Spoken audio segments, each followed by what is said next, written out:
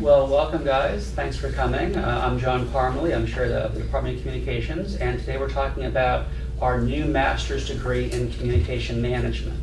And it's a 36-hour degree, and it's, the thing that we want to emphasize with this is it's a very innovative program where you can truly customize your degree. It's not a one-size-fits-all.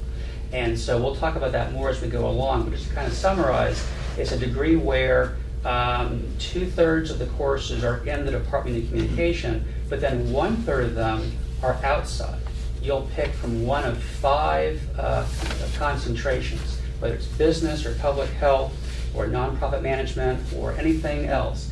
And those will be classes here on campus in the Coggan School of Business or the Brooks College of Health and so forth. So it's a real opportunity to custom design your master's.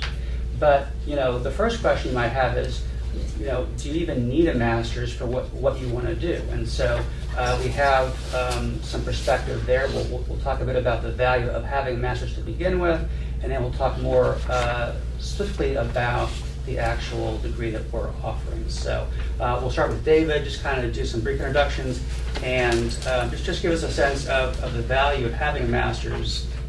And then a little bit about the classes you'll be teaching, and then we'll do some Q&A. All right, I'm Dr. David Deely. I'm in the Department of Communication, obviously. My background's in sports television. I was a sports anchor for 15 years before I went to teach at Truman State in Missouri, and then went back to Florida to work on my PhD, which gives you the notion that I already had my master's. I went to Ohio University as an undergrad. My lifelong ambition was to be on television talking about sports or in the media. I changed my major as an undergrad to something that paid better. It was still in the communications field. It was shortly after the breakup of AT&T, so corporate telecom was coming on board and allowed to happen. So I majored in communication systems management for my last 2 years. I interned at Aetna in Hartford. I'm from Connecticut, and it was a great internship. It was paid. They took us on riverboat dinner cruises. If I didn't live in Connecticut, they would have put me up in the Aetna Institute Hotel for the summer. We went to Broadway shows. Not your typical media internship. I actually made more interning at Aetna than I did at my first television job in Sarasota. But the bottom line is I didn't have a passion for it. Just the 9 to 5 workday wasn't what I was interested in. I was good at it. I did well in the classes. I was a good intern. They wanted to hire me, but I decided that I wanted to do what I'd always wanted to do. I was willing to go move around the country and do all that. So I went to get my master's at Florida, and I guess what I'm getting at in the long way is the lesson is, well, should I have waited? What kind of professional experience did I have? What was I bringing to the table? Well, while I technically didn't have a television job, I did a lot of media work at Ohio even after I changed my major. I worked radio as a high school student. I did public address for sporting events. I did video work at the local cable access channel. I had my own sports show and did production stuff for other shows. That's how you were able to get production people for your show. So in order to have camera operators for my sports show, I may have directed a psychic friend show kind of thing, and stuff that I had no interest in, but that's sort of the way it worked. So going pretty much from undergrad, I graduated in November. They were on the quarter system back then. I planned to start the next fall. So there really wasn't a big break in between, but I felt that I had enough experience that I knew exactly what I wanted to do. It was my passion. I had a plan when I arrived at UF what my goals were. It was to get in one of the anchor chairs on the newscast every day. It was to get as much sports experience as possible, doing packages, going to media days, covering bowl games, going to the College World Series, whatever those opportunities were. I wanted to have the best demo reel that I could, and I also wanted to finish. There are plenty of even undergrads who don't finish their degrees in media because they get jobs. Matt Lauer being an example of somebody that went to Ohio that his only degree is an honorary degree. I think they checked off the last 9 hours or so and said, yes, you're worthy of one of our diplomas. So I think the underlying emphasis for me to tell you is to make sure that you're doing it for passion, not to delay going out into the real world, that you actually have specific goals. It is also useful to have mentors that are in the industry or work that are going to be there to take what you're learning in a master's class and applying it. so that you're just not delaying the inevitable, that you're investing in yourselves in a way that you know the return is going to be there. The class that I'm going to be teaching in the spring is the management class. So what is communication management? Well, it's similar to what they're talking about in Coggins, but it's different. IBM is not run like NBC in a lot of ways. There are those creative elements. There are news is different than the accounting department. The entertainment division is different than most other places. So the idea is that it's a lot of the same principles, but our industry is just a little bit different. And one of the interesting aspects of it is that thanks to technology becoming more accessible because it's affordable and it's all small now, a lot of non-communications oriented companies have communication departments within them that have employees that have a vital role in those organizations. So I don't look at what we're doing here as just training folks to go be the general manager at Channel 4 or to run a regional office for Comcast or some of those other traditional things. There's a large communication department at places like Mayo. The government, the United States Navy has a large presence here. So there's entities that you might not be thinking about that are oriented to communication professionals to have a career path that didn't exist 15 years ago. So the course, as I look at it, is going to introduce folks to those and prepare them for that, and also look at things like big data. We know from watching and consuming media that ratings are important. Well, it's the same in social media. So understanding what those analytics are and how to best use them, it comes down to dollars and cents. You don't want to be wasting resources going after people in a way that's not effective. And understanding best practices. It's dangerous to have all of your employees on social media. They can make mistakes. I use the example of, it would be the equivalent of me at my television stations when I was working, just deciding to flip the camera and the lights on at 3 o'clock and we're going to break into General Hospital just because I got something really cool to say. They wouldn't let me do that. They might let it happen once, but it would be the end. Where on social media, you may actually reach more people because of the number of followers and the number of it's going to go viral beyond just the market that I might have been working in television. If I put my foot in my mouth, the world's going to know about it. So there are a lot of interesting ways to look at this stuff, and hopefully that'll come through in the course. The bottom line is make sure that you've identified your passion, because that you'll get the most out of it. You have to be motivated, have a plan, and take advantage of a master's program to a much higher degree than you would in undergrad. It has to be targeted, and you really need to. You're getting it here, and you're applying it there. You just see the connection and go from there. Good. Okay. My name is Chun-Shik Lee, and currently I'm teaching the Understanding Emerging Media at undergraduate level, and also I'm teaching social media management and Intro to PR course. And listening to the Dr. Dilly's stories, I wanted to introduce my background as well. And before I get to teach here at the UNF, I got my PhD degree from University of Florida, the Gator, and before that I got my master's from University of Minnesota.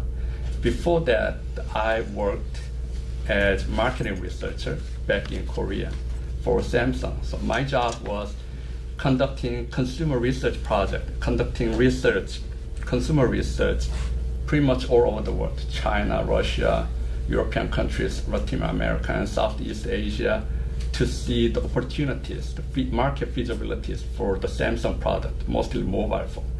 And also one of the interesting projects that I have done was looking for next new product concept.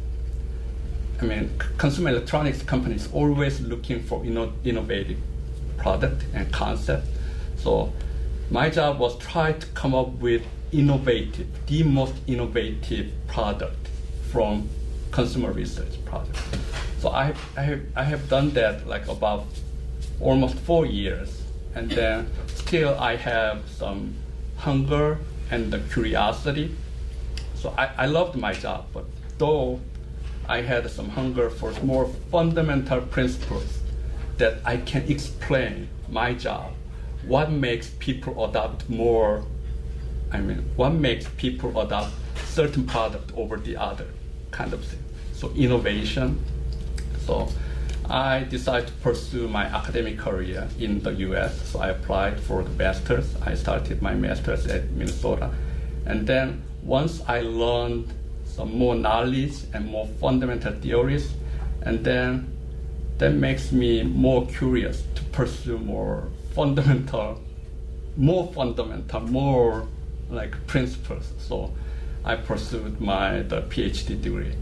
So I can tell you the biggest difference between the undergraduate studies versus master's program or the PhD graduate school program is, in undergraduate school, we learn some knowledge, focusing on the bullet point from mostly establish the knowledge.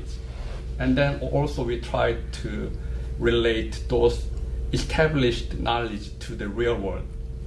And plus we also learn some hands-on skills to apply to the real world so that we can go to get the job. But in graduate school, our main goal is generating knowledge, not just to learn knowledge. In addition to learn knowledge, we need to produce the knowledge.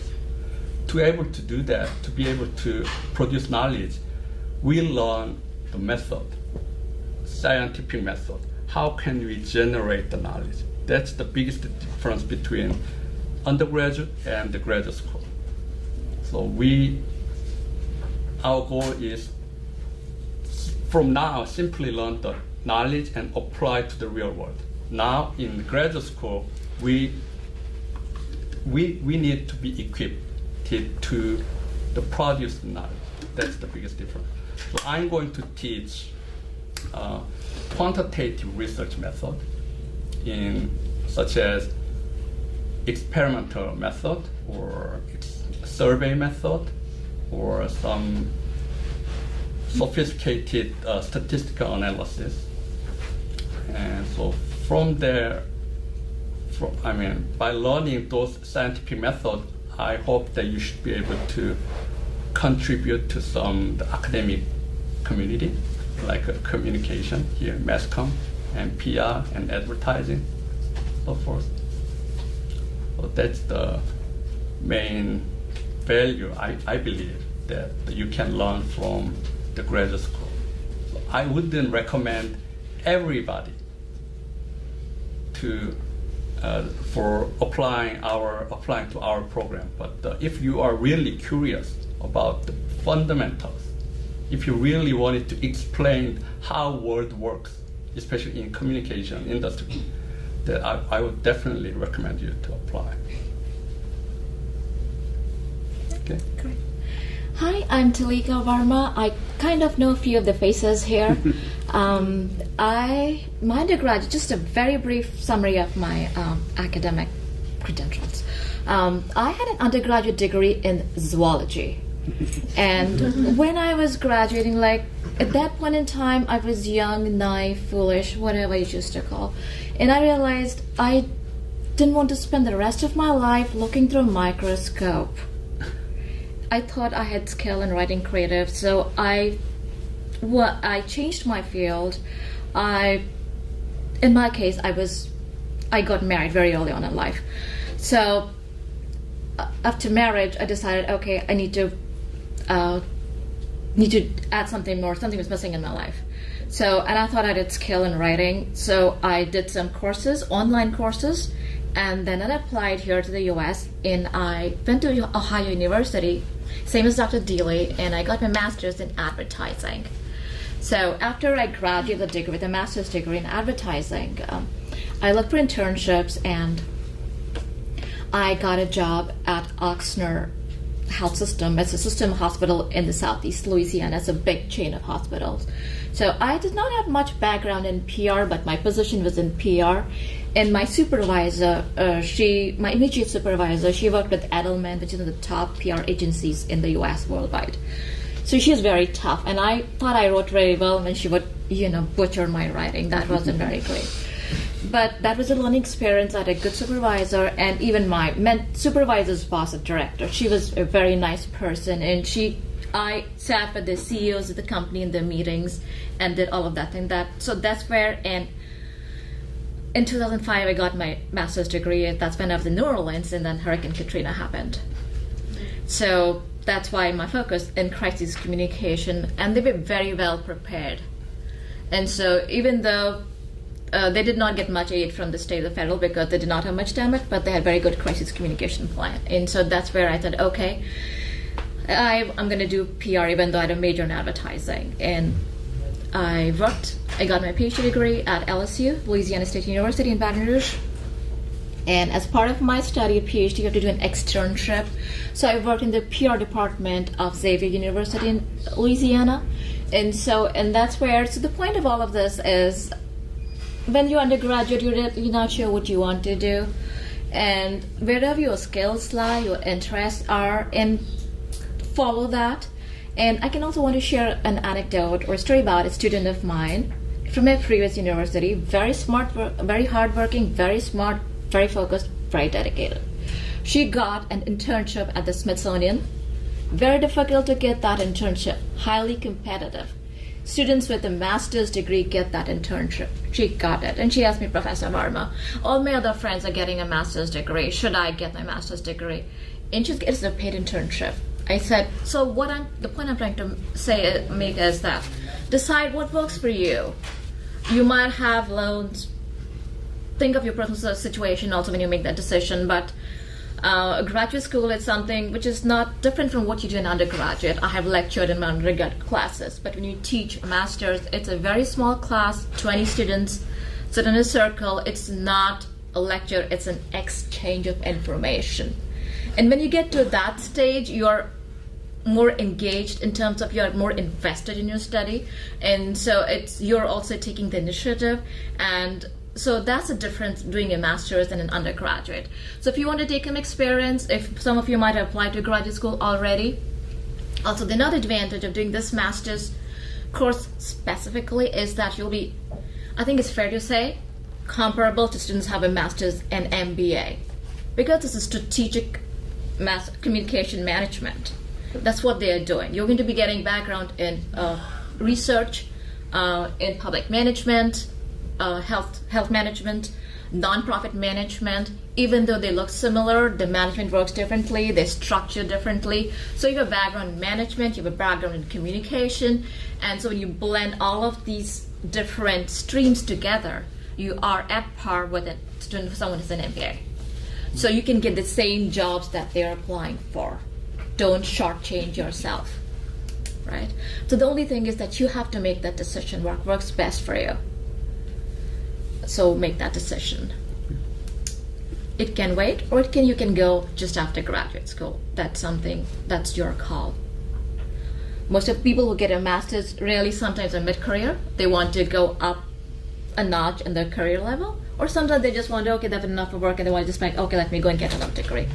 And obviously you have pay raises, advances in career, and so that's another reason why you should get a graduate degree. And of course there has to be that urge to learn more, to be ahead of the curve. And it's just not knowledge. Keep networking with your mentors. It can be somebody who have had a job while you're at an internship with your professors, and they can guide you. And it's just not one time, it's just a LinkedIn. The student of mine, she kept in touch with me, and now she's actually going to law school. I haven't heard from her, but she is. So you can change your career too, but at least you realize these are the options that you have. So this gives you an idea of what to expect. You learn your own strengths, how you can play to your strengths, and what are the avenues open to you. So once you have this management degree, communication management degree, you can move to the management echelon. So that's the way it is. So don't expect, it's not a lot of lecture, no. We sit and discuss, we have discussions, you bring something to the table, it's a facilitated discussion. And hopefully it's interesting, and hopefully you're getting what you're here for. At the end of the day, it depends what you're hoping to get out of this degree. but it definitely advances your career, gives you more knowledge, gives you ahead of the curve, gives you more lateral movement, even if you want, obviously in spite of this, going up the hierarchy too.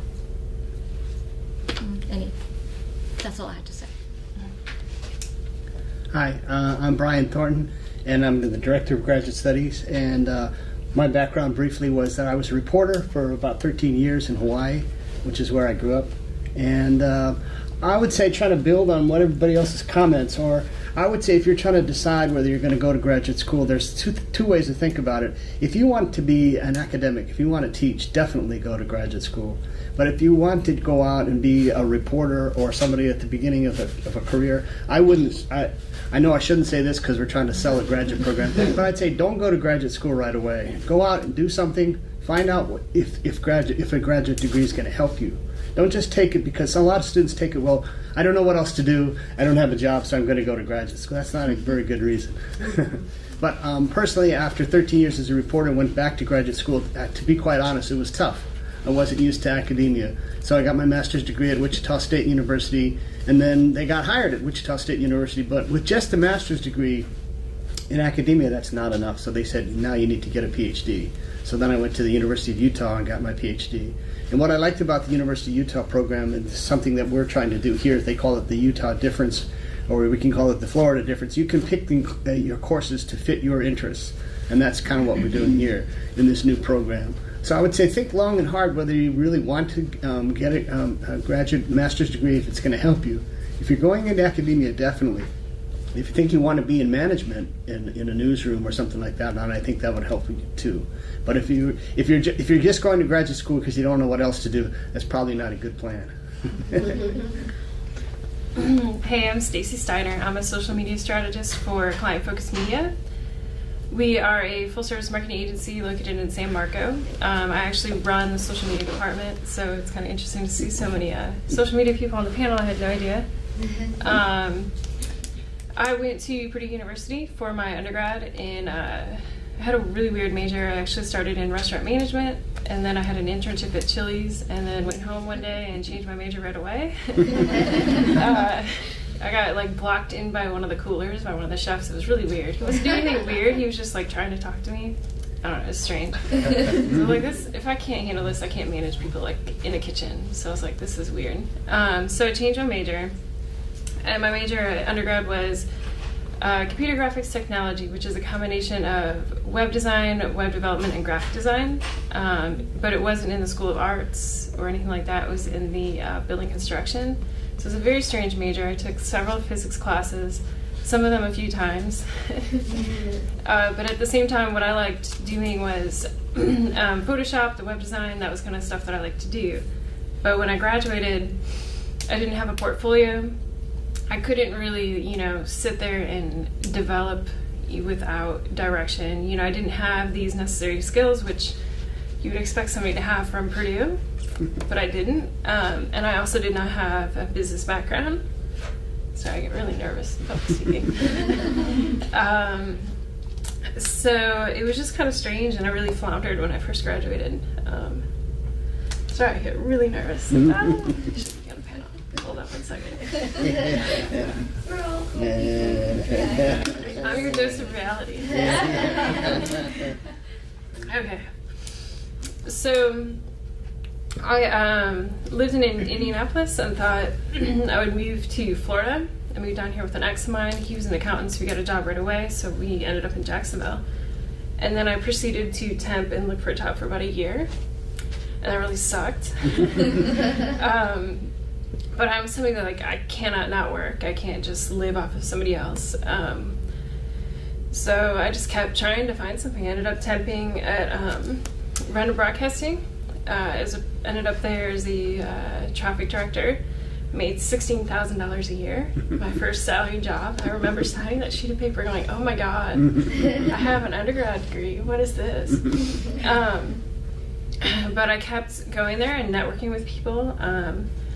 They actually realized I had this tech degree, and I was actually able to help them launch their first internet marketing department while being a traffic director, which is kind of interesting. And I ended up being a promotions director, running 2 stations, helping launch a new radio station format, doing all this stuff. And while I was there, I also started going back to school because I knew like my dream job was not going to land in my lap, and that's how I ended up at UNF. I went back to school for my master's in business, so it wasn't in the communications department, but it helped fill that missing gap that I didn't have in my undergrad. And then it also, I went just primarily so that I could stand out from everybody else. You know, when I'm trying to apply for jobs and do all these things, I just felt like I didn't have a portfolio, I didn't have development, I didn't have all these things. It was just, there's always one thing that somebody else, theirs got picked up before mine. And this helped me stand out above everybody else. It also helped me because undergrad, you go there and you chunk through the work and you just do it. In grad school, you actually get to sit back and analyze what's going on while you're still doing all the work and you're writing the papers and doing all that stuff. But they get you to look at the whole process overall. And that, to me, has been the most valuable with what I've been doing. So, somebody else talk. So what I thought we'd do is open up to questions, because my guess is you guys have certain questions about either the Masters in general or about ours in particular. So, what questions? Yeah. I've asked two professors this question, and I wanted to see what you guys think. Is it better to just work for a while and get the experience for a little bit, or go straight into the Masters? Because I would love to have a little bit of a break between graduating in May and then getting into a Master's, or should I just go ahead and work? What do you think? Well, you're probably going to have a debate among the panelists. Yes, that's fun, isn't it? Let's go. Yeah. I'm of the opinion that you should go out and do a job for a while. I think the things that she talked about were A great. job is education too, you know. Yeah, there when you you're go. working, you're also learning. So it's Yeah. not like if you take school off, the learning stops. Yeah. So you have to think about you're investing in training and learning right through where you're working as well. It's not all or nothing. Graduate school, just like your undergraduate degree, costs money. I mean, it's an investment. So you want to make sure that you're investing in the highest possible yield. There's the word management in our degree. Entry-level jobs don't normally include management.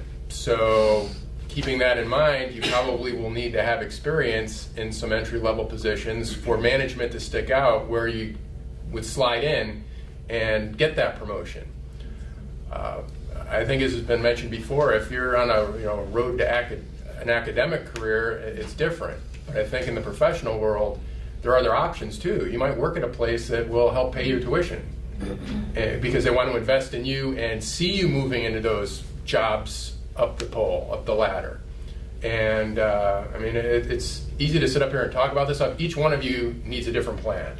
There's no just follow this piece of paper like when you're an undergrad, you get your degree plan and you kind of just check off the boxes as you go along. It really needs to be more personalized when you start talking about graduate education.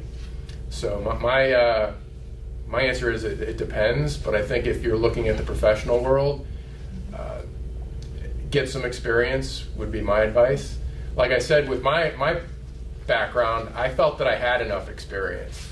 I was working and doing, and I might not have anchored for a couple of years to get that. I was ready. I was not going to be surprised when I arrived at graduate school of what I was in for or what I wanted to get out of it. It wasn't an exploration for me. I was very task oriented, and I knew exactly what I wanted to do and get out of it, and it worked. I got my first job, just like Matt Lauer, I hadn't finished yet. So one of the benefits of having great mentors at UF is that they made me finish. Because if I didn't finish, I wouldn't be sitting in this room right now, because I would not have completed my master's degree. And 15 years later, you just don't go get a PhD with a not completed master's degree. So the path for all of us is different, and the path for all of you is going to be different. So the reason I did a master's degree was I wanted to enter at a higher level and stand out, be ahead of the curve. But I would agree with David that each one of you, depends on your circumstances. Go ahead and take your GRE. Those scores are valid for 4 or 5 years. Apply to your Used school. to be for life, but then they got away. And if you get a job, it makes sense to get some work X and then get back a graduate degree. If you do not have a job, then go ahead. There is benefits. Okay, it's just on your mindset. What stage in life are you? What you're looking for yourself? It depends on you. So as I said, the student of mine, she said, my other students are all in grad school. They're getting a master's degree, and I'm saying you have an internship which very few can get, and you're getting that on your resume. It's a paid internship in a top-notch, it's an organization. Get that, but she's going to go to law school. She took her LSAT. I wrote her recommendation letter. So it's up to you what you want. At the end of the day, really, you have to make that call. And also, I mean, there are so many factors to consider, but it depends on your final, ultimate goal of your life. If you wanted to be scholar or the teacher, professor, or you want to teaching at the college, and then, I mean, you have to get a PhD. I don't think it's bad to go right straight to the graduate school, and up until the PhD degree is not a bad idea. I mean, if that's your ultimate goal, but other than that, like everybody else here suggested, that get a job is more realistic. And one of the factors that we have to consider is that our field is changing faster than it's ever changed, thanks to technology and thanks to just the world apparently moves faster around the sun than it used to. So, again, you're never going to be done learning. I didn't need a master's degree to go anchor sports, but I needed to have a higher quality reel. I needed to be able to interview Steve Spurrier or Dale Earnhardt and not be bulldozed. I needed to be in those professional environments, and in order to do that, I just happened to have to go back to school and take graduate classes. Again, it's going to be a unique ride for everyone, and that should be fun. And part of the unique ride for everyone is that when you're in these classes with each other, there's so many different perspectives, everybody's goals are a little bit different, that makes the discussion that much more useful and engaging. To build on that, I think one of the things we haven't talked about is what is it like when you go to graduate school? And I think that's one thing. If you are thinking about graduate school, you need to know that there's a big difference between undergraduate and graduate school. We touched on that briefly, but I think that's really important for you to understand. Much smaller classes, but much more reading on your part and more intense. And to be quite honest, I didn't really learn how to learn as an undergraduate. I'm a person, I have I can look at something and memorize it quickly and then pass a test. So as an undergraduate, I kind of skated. Then I got into graduate school and suddenly realized, wow, I'm in the big leagues. And so, it's a little bit harder because you're going to have to carve out more time for yourself. As a graduate student, if you take, I think it's 9 hours, that's considered full time. Many of you are used to taking 12, 14, 15 hours. You can't do that as a graduate student because the expectation in the class is much higher. And I took a graduate class at Wichita State University. I took a history class, and we were reading one history book per week. It's like a 600-page, and we were supposed to analyze and discuss it. We had a small class, like 12 or 13 students. You can't hide. You can't pretend that you read the book and you didn't. That's true. And also, I mean, one of the good quality of being a graduate student is being able to raise a good question. I mean, you don't get the multiple choice test. I mean, after reading several chapters, you should be able to raise a good question to answer. That answer you should have to answer. That's the whole process. You raise a question, you should be able to answer those questions throughout the 2 years with good method, scientific method. That's the whole process of being a graduate student.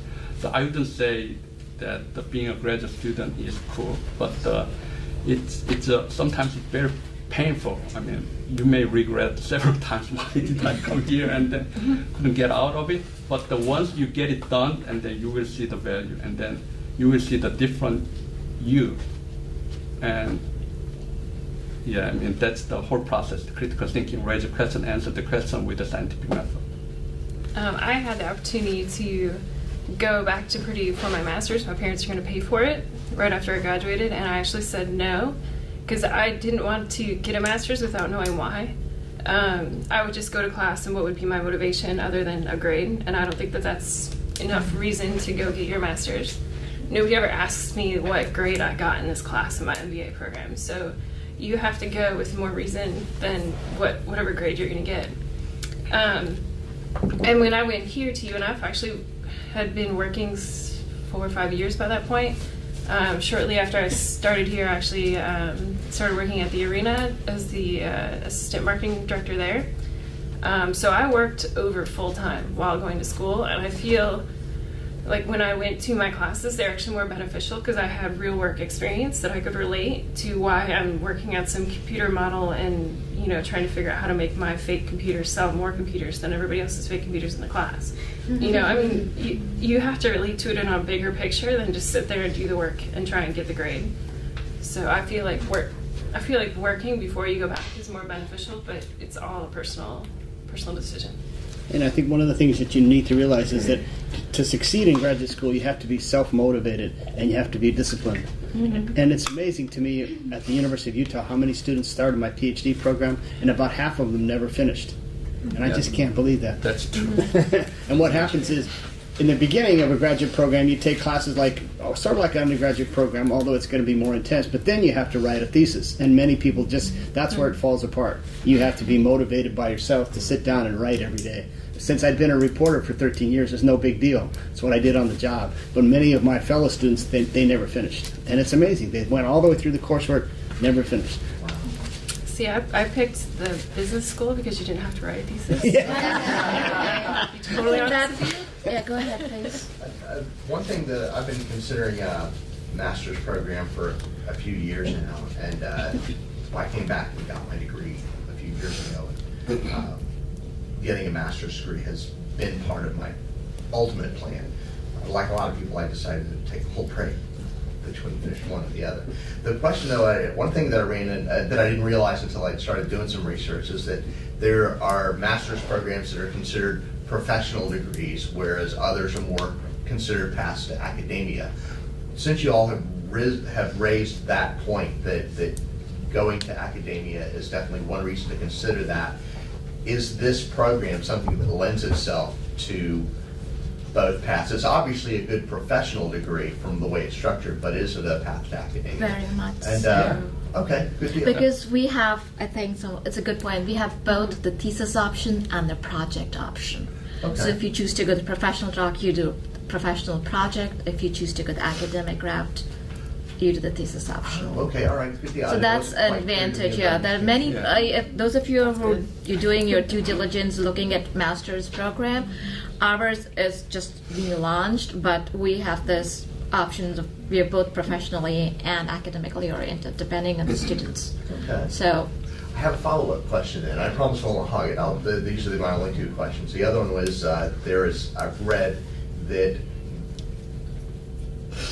for some folks considering you for like a PhD program, they prefer to see, not going to the same school where you get your bachelor's, or what's your perspective on that? Is getting your master to the same school that you got your bachelor's at a detriment? Is it a hindrance? Does it not matter at all? Is it one of those When I'm things? hiring people, I don't care. I know that they have the degree and that's what's important, and then who they are in the interview.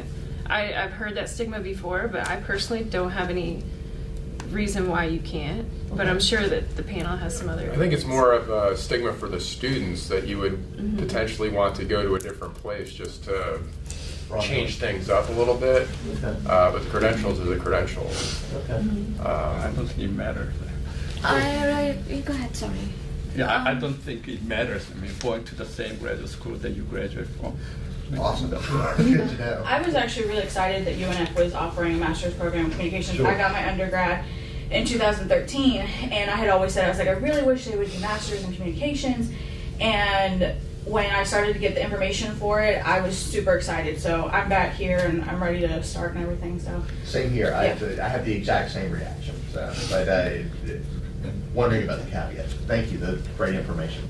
If you decide to go in this program, you have to admit that it's a new program, so we're making it up as we go along. And I think it could be a little bit of both. I mean, that's the good thing about it. If you let's say you're trying to decide between going here or at the University of Florida, well, you just have to. Geography plays a role in it. You have to decide what's convenient for you. But also, the good thing here is you're on the ground floor of a program that we're creating.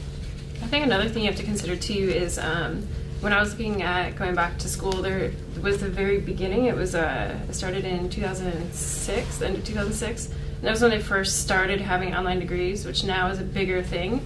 So you can go and work, and you can do your work on your own time. You're not stuck to be in a class from this time to this time.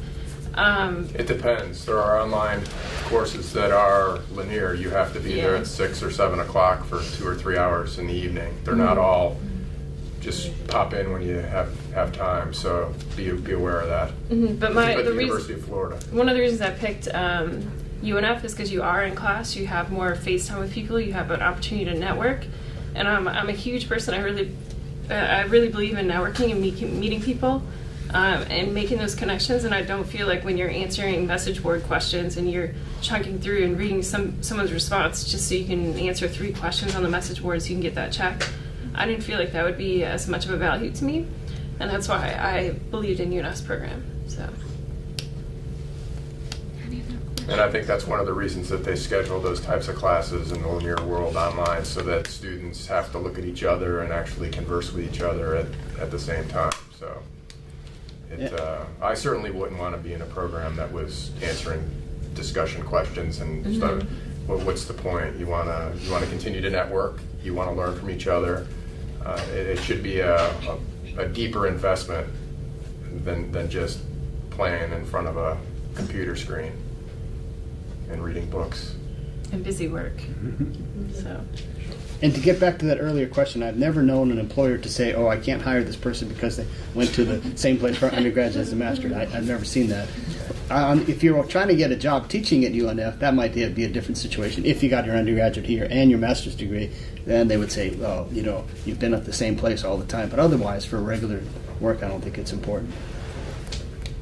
Also, we have classes in the evening, so if people have to be working, they can come in the evening and take 1 week classes, only 3 hours class once a week. If you set aside that time, it's flexible. That's a good point I want to raise, which is in the spring there'll be 4 classes offered in the master's degree.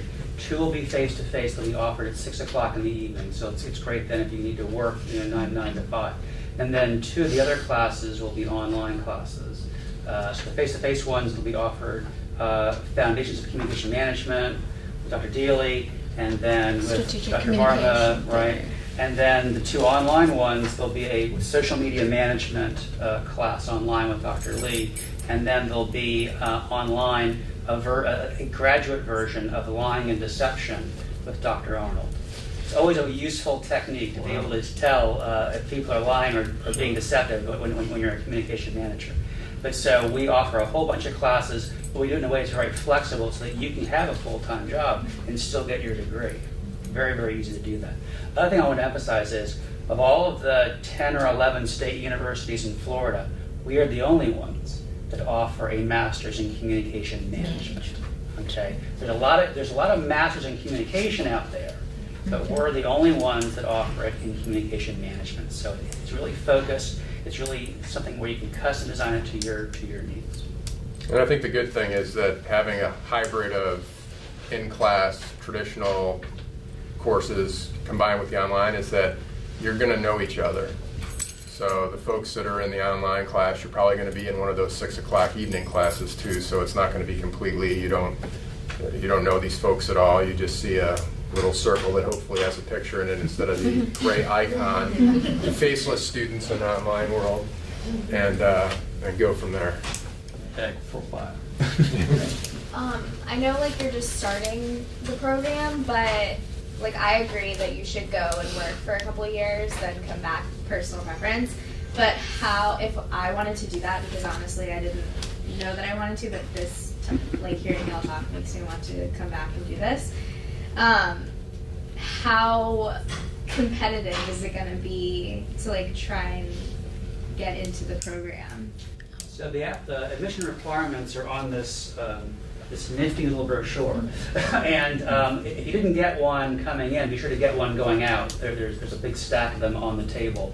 It's not super hard to get in. I believe it's a 3.0 for your final 60 hours undergraduate, and then the GRE scores are pretty reasonable. Basically, it's the number escapes me, but it's Take the GRE now. yeah, take it now. Take it sooner rather than later. When I took the GRE originally in 1989 to go to Florida, they were supposed to last forever. And then when I went back to work on my PhD, I had to take them again in 2003.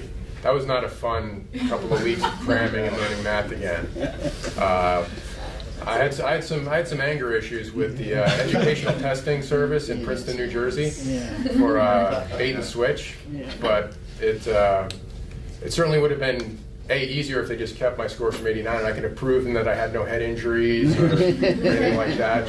Just keep them, but it was not fun reattaching those brain waves to do that stuff again. And hopefully yours are currently attached, so take advantage. Also, a lot of people don't know that you can actually take the courses on how to prepare for the GRE. And there's books on it, and they really will help you. Because I was a reporter for 13 years. When I first approached the GRE, I said, what? Your question raises an issue, though, that I wanted to get into, because for those of you who are, let's say, graduating in December, you might wonder, well, can I apply for this for the spring? The deadline to apply is like December the 1st, but of course you don't graduate until like December the 10th or 11th, so can you really apply? The answer is you absolutely can, because one of the things that you do when you apply is you have to give your transcript. Well, of course you won't have your official transcript, but you can easily send in an unofficial transcript of where you are at this point, and we will accept that, and we can accept you into the program like that as long as the grades are good and the GREs are good. So if you're going to graduate in December, you absolutely can apply for this thing to enter in the spring. Even though on the face of it, it looks like the deadline's a little bit too soon. No, we've made accommodations for that. Other questions?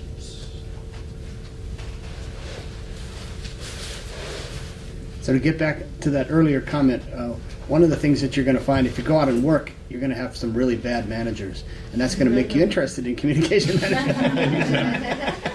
I've had some really bad editors. Yeah. Yeah. So, you said like 1/3 is, you could do whatever, Mhm. go in a different Yeah. concentration. What do those classes look like? So yeah, the nice thing is we have in the brochure, it lists all of the classes for all the 5 concentrations. And so this is basically, we negotiated this with the other colleges.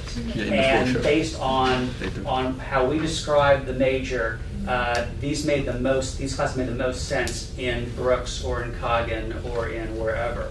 So my advice really is to kind of sit down and really look through those and get a sense of exactly what is going to work for you. So for example, if you want to be if you're in PR, let's say, and you want to be a communication manager of the PR department at a hospital, at Mayo Clinic or at Baptist Beaches or something, then having the health concentration, which is one of the 5 concentrations, having a health concentration will give you so much background and a grounding in that field that will help you to be a better manager of that. Or if you want to be a PR person and be basically run the PR shop for a government agency, well, we have a government management track over in political sciences MPA program.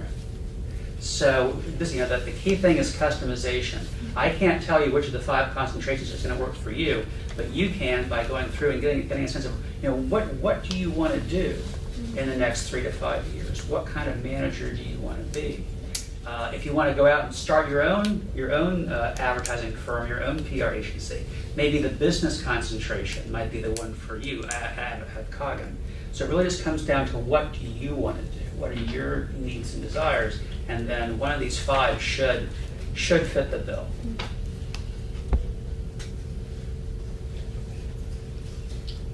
Could you elaborate more on the nonprofit concentration and what that is geared towards specifically?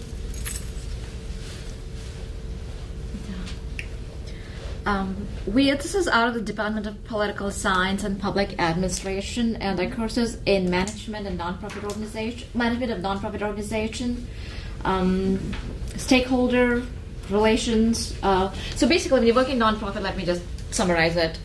They work differently. They're structured differently. Right. So they tell you about how to manage one in terms of the structure of the board. So, and since they have that expertise in that area, if you take these electives, once you have this degree in communication management, you can talk to them and say, okay, I have already a background. Not only it's not a general MBA, it's a very specialized communication management degree where I can add really value. I can just really hit the ground running with you. So there are for a few courses. Do we have a copy of this outside? So one thing that's also important is there are detailed course descriptions for all of these courses in the course catalog, which you guys can all access online. So that'll give you a much better idea of exactly what's in those courses. So that's online. All the information that's in the brochure is also online on our departmental website. There's a master's link. Just click on that. It'll take you to this information. So it's really all there. Plus, there's a link on our master's website to the application website. You actually apply for the graduate school. And once your application is complete, they then send us your information. And then we sit down and we say thumbs up or thumbs down in terms of being accepted, but you actually apply to the graduate school. The other thing to keep in mind is that at lunch today at these various different events, there are going to be professionals from the advisory council in addition to alums that are doing these very things. So don't try and compartmentalize your learning curve just being in this session or any other session. The opportunity for you to gain knowledge is going to be bountiful for the next 48 hours, so take advantage of that. There are people doing what you think you want to do that are going to be on campus in the next 2 days. Talk to them. Introduce yourself. Can I just add something? In nonprofit management, you did a lot of grant writing to take a lot of funding. So you have a course in grant writing. So do you have a background in nonprofit? Have you worked? Yes, actually my undergraduate is in arts and healthcare, and I did my internship at Mayo Clinic. I'm still at Mayo Clinic in humanities and medicine, which Mayo Clinic being a nonprofit organization, yes. And I have other backgrounds in nonprofit, so it's of interest to me to apply it to the rising field of arts and healthcare. Mm-hmm. So I've been networking with those that are starting nonprofit arts and healthcare kind of related. So to me, I'm trying to find out if the nonprofit is more applicable to me or the healthcare track.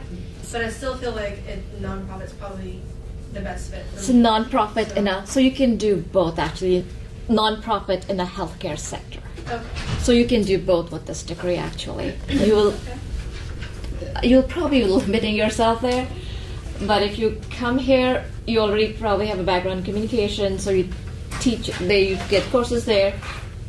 You have the advantage of best of both worlds. You're learning how to work in a nonprofit organization and grant writing, raising funds, especially in a healthcare sector is very important. So, and we have some people from Mayo Clinic. Do we have some of them here? Professionals, yeah, there'll be some. So you can get some their professional insight in this couple of days that you. And even from the people at work.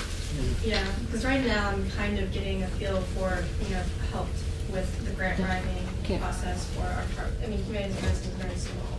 Okay. So I assisted all that. I just wanted to learn more about. Yeah, you will get all of that in this degree. Well, I'd like to repeat what John was saying is that you need to sit down and say, where do I want to be in 3 to 5 years? And then will the master's degree get me to where I want to go? And by the way, you get used to that question. Every potential employer is going to ask you that question. Well, thanks so much for coming, and let's give our panel a hand.